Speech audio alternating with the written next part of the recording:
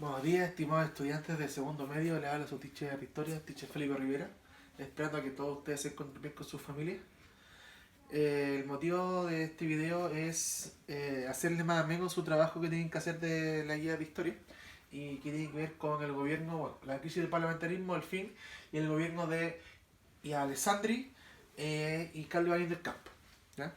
A continuación vamos a hablar sobre estos temas en forma más resumida y clara. Bueno, el siglo XX chileno se caracteriza por la irrupción de las masas. ¿Qué quiere decir eso? Que las clases medias, las clases que nunca habían sido escuchadas, van a tener o van a tomar importancia dentro de la política en Chile en el siglo XX y hasta el día de hoy. ¿Cuándo ocurre esto? Básicamente cuando se da lo que es el fin del parlamentarismo. Con el fin del parlamentarismo ocurre cuando llega lo que se considera como el primer político moderno en la historia de Chile, que es el León de Tarapacá, Arturo Alessandri Palma. Arturo Alessandri Palma no pertenecía a la clase oligarca de sangre, sino que más bien era una persona que se había enriquecido gracias a su profesión de abogado y gracias también al salitre. ¿Ya? Él ganó varios juicios en salitreras y con eso pudo enriquecer su bolsillo y dedicarse a la política. En ese sentido, Alessandri fue el primer político que toma la precariedad de la clase media y obrera, la denominada cuestión social. Recuerden que son todos los problemas de la gente y que el Estado se hace cargo. Él toma todos esos problemas y lo hace como su programa de gobierno. ¿Y por qué se considera como el primer político moderno? Porque es el primero en que va a las plazas, el primero en escuchar a la gente y el primero en dejar la política de círculos que hacían los políticos de la época, en las cuales solamente se preocupaban de ellos mismos, pero el resto de la sociedad no les importaba casi nada. ¿Ah? Entonces, ¿qué problema hubo con el señor Alessandri? El señor Alessandri, si bien toma toda esta idea y la hace propia y la hace como un plan de gobierno, obviamente va a tener un escollo muy importante. ¿Cuál va a ser ese escollo? Los parlamentarios. En ese sentido, los cambios que Alessandri intenta lograr en un principio no los puede hacer o no los puede realizar porque el Congreso aplica lo que, ¿se acuerdan? Vimos lo que es la cláusula del debate. Eso quiere decir que todas las leyes o todo lo que hacía Alessandri, el Congreso no las aprobaba y las dejaba dormidas dentro de él y nunca salían a la luz pública. Eso obviamente va a agudizar un malestar social, porque la gente que confía en Alessandri se da cuenta que el sistema o la política sigue igual. Si se dan cuenta, es totalmente algo parecido a lo que hoy en día vivimos como país. ¿Ah? En ese sentido, ¿cuándo cambió o cuándo hubo un clic dentro de esta sociedad? Ocurrió lo que se denomina, o esto cambia, un 3 de septiembre de 1924, en lo que se denomina el ruido de sables. El ruido de sables es la irrupción de una joven caballería militar encabezada por el señor Carlos Ibáñez del Campo, en el cual jóvenes militares de la escuela militar van al Congreso en síntomas de malestar social por no crear leyes sociales, entre comillas, hacen sonar sus ruidos o sus sables dentro del Congreso. ¿Qué significa eso? Es un símbolo de que si los parlamentarios no hacían leyes sociales que el señor Alessandri había mandado al Congreso, ellos iban a tomar el poder. Por la fuerza. ¿Ah? Entonces, estos militares obviamente van a recibir el apoyo de Alessandri en un principio. ¿Y qué ocurre? Finalmente, en un periodo de 5 días, ¿qué era lo que quería lograr Alessandri y que, entre comillas, es apoyado por la oficialidad joven del ejército? Quería básicamente algo que hoy día nos parece de perogrullo, pero que en ese tiempo era un lujo, que es tener un contrato de trabajo, seguros de enfermedad, de invalidez, que el Estado se preocupe por sus trabajadores. Si se dan cuenta, todos los seguros que tenemos hoy en día, de cesantía, bueno, seguro de cesantía es más muerto, pero el seguro en caso de invalidez, de accidente laboral, de previsión social, son todas leyes que nacen en el Chile del siglo XX y que nosotros gozamos y que muchas personas de esa época lucharon para poder obtenerlo. ¿Ya? que la gente se pueda organizar en sindicatos, ¿ya? Que haya sociedades cooperativas de ayuda entre la clase trabajadora. Todas leyes mínimas que buscaba realizar Alessandri para mejorar la calidad de vida de la gran mayoría de los chilenos. ¿Ya? Repito, contratos de trabajo, seguro de enfermedad, de invalidez, para que sus empleadores o su trabajo se hagan cargo en caso de algún accidente laboral, etc. ¿Ya? Leyes que hoy en día nos parecen de perogrullo, que dirían, oye, pero ¿cómo si eso es algo inherente? No, no es inherente al hombre. El hombre ha luchado para poder conseguir esas cosas. ¿Ya? Y que hoy día nosotros las gozamos. ¿Mm?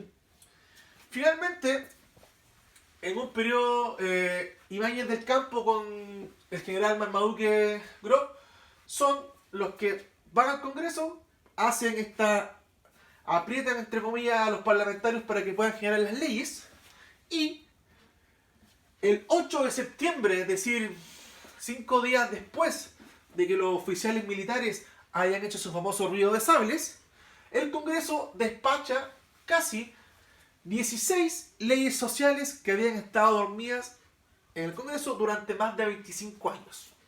Es decir, en un periodo de 8 días, de 5 días, el Congreso despacha casi 16 leyes sociales. ¿Ah? Obviamente, esto genera un conflicto entre Alessandri y la joven alta oficialidad del ejército, porque Alessandri se siente pasado a llevar y renuncia.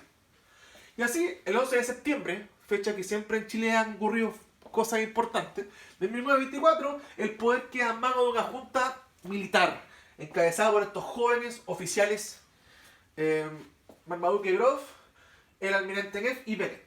¿Ya? Pero, finalmente, esta junta militar pide que vuelva Alessandri. Y este vuelve el 23 de enero de 1925, pero Alessandri, para volver, exige algo. ¿Y qué es lo que exige? Exige crear una nueva constitución que elimine ya definitivamente el parlamentarismo. Y fue así que el señor Alessandri crea la constitución de 1925. Y en esa constitución, el presidente de la República vuelve a tener grandes atribuciones y ya no va a estar limitado por el Congreso como era en ese momento. El periodo presidencial iba a ser de 6 años. Aquí ocurre un hecho esencial. Se separa la iglesia del Estado. Es decir, lo que diga la iglesia, específicamente la iglesia católica, ya no va a tener preponderancia en las leyes que diga el Estado. ¿Por qué? Porque el Estado se tiene que preocupar no solo de los que son católicos, sino de todas las personas que componen el Estado. Independientemente de que seas católico o no, tú eres parte de una nación y el Estado te debe proteger, ¿ya? Siendo o no católico. Por eso se separa la Iglesia Católica del Estado. Se crea el Tricel. El Tricel era el organismo de ver algo que ocurría mucho en esa época, que era el cohecho. ¿Recuerdan lo que era el cohecho? La compra de votos. El Tribunal de Calificación de Elecciones lo que hace es que el voto sea más transparente y más democrático. Porque recuerden que hasta esa época solamente votaba casi el 5% de la población, había mucha restricción y había mucha compra de votos. Lo que el cohecho, y mucha gente votaba más de 10 veces o incluso votaban hasta los muertos. Con el Tricel eso se intentó eliminar. Y segundo, se redefine la forma en que se aprueban las leyes periódicas. Si ustedes recuerdan, las leyes periódicas es el gasto del Estado dentro de un año. ¿Qué quiere decir eso? Es el presupuesto que tenga el presidente para gobernar dentro de un año. Antiguamente, las leyes periódicas, ¿quién las hacía? El Congreso. Entonces el presidente tenía un presupuesto, pero el Congreso le asignaba otro. Con esto, el presidente puede tener un presupuesto y el Congreso no va a definir cuánto va a gastar o no, sino que solamente lo hace el presidente. ¿Y para qué? Para que pueda gobernar y cumplir su mandato y cumplir lo que promete. Esa era la idea, para no estar tan limitado por el Congreso. Finalmente, la Constitución del 25 también consagra algo esencial, que es el rol del Estado. Y que es un rol del Estado denominado como un Estado benefactor. Es decir, un Estado que ahora sí se va a hacer cargo de los trabajadores, de las personas, de la clase más desposeída. Ya no va a ser vista gorda como lo hacía en el parlamentarismo, sino que ahora va a ser un Estado que sí se va a preocupar de la gente. de sus necesidades y va a tratar de satisfacerlas, ya sea a través del trabajo, de la educación o de una vivienda digna. Bueno, finalmente, la otra patita tiene que ver con el señor Ibáñez. ¿Ya? El señor Ibáñez entra en esta época, como ya lo vimos, cuando hace el ruido de sables, ¿cierto? Pero después del señor Alessandri, vuelve al poder un presidente denominado Emilio Figueroa, una persona, podríamos decir, de la política antigua, de la política de círculo o oligarca, el cual, tras conflictos con Ibáñez, debido a que Ibáñez saca del Ministerio de Justicia, saca de la Corte Suprema a su hermano, al hermano del presidente Figueroa, finalmente el presidente Figueroa se siente pasado a llevar y renuncia. ¿Qué significa eso? Eso va a significar de que Ibáñez llame a elecciones y él, hasta el día de hoy, sea el único presidente en Chile que ha ganado la elección con un 97% de los votos. Hecho casi inédito y que está hasta para récord Guinness. ¿Ya? Y él asume como presidente de la República. Ibáñez, militar, formación militar. ¿Cómo creen que ustedes va a ser su gobierno en un principio? Bueno, su gobierno, lo primero que tenemos que decir es que no se respeta la Constitución. Dentro de la Constitución, recuerden que están las libertades y los derechos y deberes de cada persona. En su gobierno se reprime a todos los opositores. No acepta que haya gente que critique su gobierno. Persigue todo aquel que lo critique. ¿Ya? Por eso se considera Ibáñez como el primer dictador, por decirlo así.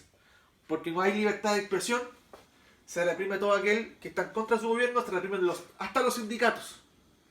¿Ya? Pero también podemos ver que dentro de su gobierno el Estado se moderniza. ¿Ya? Y se llevaron a cabo también grandes obras sociales, como por ejemplo que se dicta en 1931 recién el primer Código del Trabajo, en donde están los derechos y deberes que tienen los trabajadores y los empleadores, como por ejemplo el derecho a horas laborales, el derecho a descanso dominical, el derecho a tener una previsión, el derecho a que tengan algún seguro. Todo eso queda condensado en el Código del Trabajo, que de ahí en adelante ha ido aumentando los derechos del trabajador. También, durante su gobierno, se inicia la modernización del Estado. Como aquí, por ejemplo, se crea lo que es la Fuerza Aérea de Chile, ¿cierto? Se crea la Contraloría General de la República, que es la encargada de ver el dinero en Chile o los gastos que hace el Estado chileno y todas sus divisiones, ¿ya? La Contraloría General de la República es la que revisa, entre comillas, el dinero que se asigna, por ejemplo, a los carabineros, en qué se gasta. ¿Está? Y revisa que los gastos estén bien hechos de todas las instituciones que pertenezcan al Estado. ¿Ya? También durante su gobierno se crea la línea aérea nacional LAN, que hoy día es la LATAM. En un inicio pertenecía al Estado, hoy día es privada. Se crea el diario La Nación, que es donde están todas las leyes. En este diario aparecen todas las leyes que se publican en Chile, ¿ya? Que son aprobadas por el Congreso. Se moderniza el funcionamiento de la Universidad de Chile. Al decir esto es que se va a otras regiones, ¿ya? Y la educación en general. ¿Sí? La universidad ya no va a estar solamente concentrada en Santiago, sino que se regionaliza a Concepción y Valparaíso específicamente. Y se crea algo que hasta el día de hoy tenemos, que es la Escuela de Carabineros. En su gobierno se crean los Carabineros de Chile. Y también nace lo que es el Tratado de 1929, que es el Tratado de Ancón. El Tratado de Ancón de 1929 se relaciona con la Guerra del Pacífico. ¿Por qué? Porque la Guerra del Pacífico se había firmado un tratado en el cual se dice que Arica y Tacna pertenecían a Chile. Pero en un periodo de 10 años, que se había demorado más de 30, se iban a llamar a elecciones para que ambas ciudades eligieran si querían seguir siendo de Chile o querían volver nuevamente a ser peruanas. ¿Ya? Y en este tratado de 1929 y en esa elección, Arica decidió quedarse seguir siendo chilena y Tacna decidió pasarse nuevamente al Perú. Y por eso es que hoy en día Tacna y Arica están separadas, pero pertenecen, o sea, están dentro de un mismo territorio, muy cerca, como de Valparaíso y Viña, 30 minutos, 20 minutos, pero una pertenece a Chile y la otra pertenece a Perú, por este Tratado de Ancón de 1929. ¿Mm? Ahora, ¿qué provocó la caída de Ibáñez? Lo que lo provocó fue básicamente el fin de una era o el fin de una era de riqueza en Chile, que es el ciclo salitrero. Recuerden que el salitre era la base económica de Chile, lo que hoy en día es el cobre. ¿Ya? El salitre lo fue durante más de 40 años. Resulta que con la crisis del Wall Street de 1929, los países más ricos nos dejaron de comprar salitre, por lo tanto, ¿qué hubo? Cesantía y pobreza. Y eso repercutió en grandes conflictos sociales, incluso más grandes de los que estamos viviendo hoy en día. Tan grande que hasta un militar de su calaña salió del gobierno. Es decir, el estallido social de entre la época del 30 al 32 fue tan grande, esta crisis social, que gatilló que Ibáñez renunciara a ser presidente de la República porque no pudo solucionar los grandes problemas que había traído la crisis económica de 1929, la crisis económica más grande del capitalismo, y Chile fue uno de los países más afectados económicamente. Así que no es la primera vez que estamos pasando esto, chiquillos, para que ustedes lo sepan. Y quizá otro gran hecho de Ibáñez en relación a lo económico tiene que ver con la idea de él, que es el corporativismo. Si bien él está en contra de los sindicatos, reprimía a toda oposición a su gobierno y censuraba, él crea lo que es el corporativismo. Y el corporativismo es una organización a través de gremios. ¿Qué es lo que él cree? Él cree que el Estado tiene que estar inmiscuido en la economía, pero no a través de privados, sino que a través de gremios de trabajadores, el gremio de los médicos, el gremio de los profesores, el gremio de los ingenieros, y a través del gremio se produce para el Estado y para Chile.